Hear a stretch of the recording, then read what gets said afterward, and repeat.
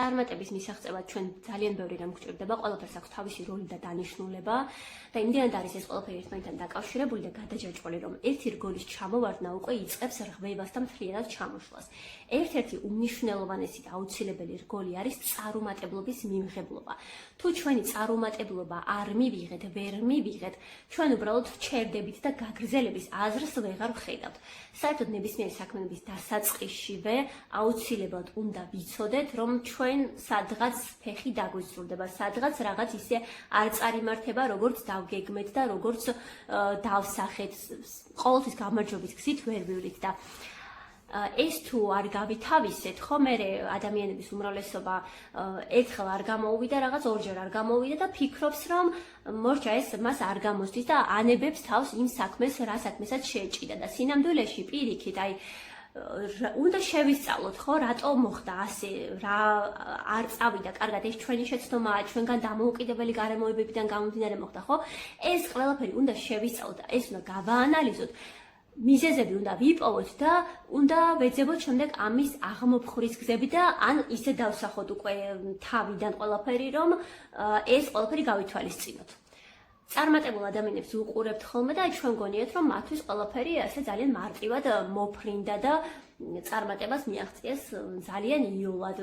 ვერ წარმოგვიდგენია უკვე, რომ მათ რაიმე სახის დაბრკოლება და წინააღმდეგობა შეხვდათ და ვფიქრობთ, რომ აი ეს წარმატებული ადამიანია, იმისთვის ყველაფერი მარტივი იყო, იმას გამოუვიდა, მან შეძლო, მაგრამ მე არ შემიძლია და იმ ადამიანებს სინამდვილეში იმდენი რაღაც აქვს გადალახული, ხო ჩვენ რატო ვიცნობთ აი ზოგადად ვინც ცნობადი სახეები არიან, ვიცნობთ იმიტომ რომ უკვე გახდნენ წარმატებულები და ჩვენ გავიცანით აქედან გამომდინარე, მაგრამ იმდენი გზა გაიარეს, იმდენი დაბრკოლება და წინააღმდეგობა გადალახეს, რომ ალბათ არც კი დაგვესიზმრება ჩვენ და ეს ადამიანები ან თუნდაც ვისაც ვიცნობთ რეალურად, ხო? მაგალითად, სწავლაში არის წარმატებული ადამიანები და ჩვენ გონია, რომ რაღაცა წაიკითხავს და მორჩა, აი ყველაფერი კარგად იცის, მაგრამ სინამდვილეში ის ამისთვის ძალიან ბევრ შრომობს, რამდენი ღამე უთენებია სწავლაში, რაღაც საკითხი ვერ გაუგია მაგალითად და იმაზე კიდე დამატებით მუშაობა დასჭირდა. იოლი არ არის წარმატების დადგომა, რაც არ უნდა იყოს და როგორიც არ უნდა იყოს ეს წარმატება, რა მიმართულებითაც არ უნდა იყოს. იოლი ნამდვილად არ არის და იმ წარმატებული ადამიანებისგან ჩვენ მაგალითი უნდა ავიღოთ და ის კი უნდა ვიფიქროთ, რომ იმ ადამიანებს რაღაცა იოლად გამოუვიდა და არა პირიქით ჩვენთვის მაგალითი უნდა იყოს, რომ აი იმ ადამიანებს თუ გამოუვიდათ იმათ თუ შეძლეს, ესე იგი მეც შემიძლია და მეც გამომივიდა.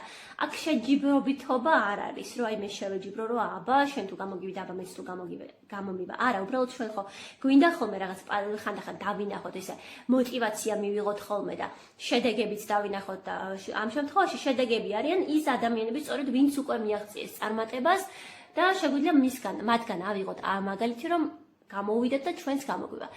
წარუმატებლობა აუცილებლად უნდა მივიღოთ და აუცილებლად უნდა გავითვალისწინოთ, რომ ყოველთვის ესე ბედნიერად ვერ ვივლით. ხან დასაწყისშივე დაგვიცურდება ფეხი და რაღაცას ვერ განსაზღვრავთ სწორად და შეცდომებით დავიწყებთ.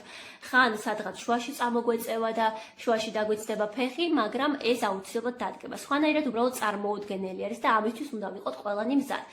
პირიქით, წაიქეცი, წამოდექი და მყარად გაიარე. საერთოდ ადამიანები ჩვენ ვიწრთობით რთულ სიტუაციებში, ხო? იგივეა ნებისმიერი საქმიანობის შემთხვევაში. წარმატებას თუ გვინდა მივაღწიოთ, უნდა ვიცოდეთ, რომ სირთულეებიც ხდება გზაზე და უნდა ვიცოდეთ, რომ იქ რაღაც წარუმატებლობის მომენტები გვექნება, არა ერთი და არა ორი, არამედ ბევრი. და ამას უნდა შევეგუოთ თავიდანვე. ამიტომ არ უნდა გავჩერდეთ რაღაც წარუმატებლობის გამო. პირიქით, უნდა გავძლიერდეთ აქედან. ეს თამარის მონოლოგებია, გამომიწერეთ და შევხვდებით მომდევნო ვიდეოში.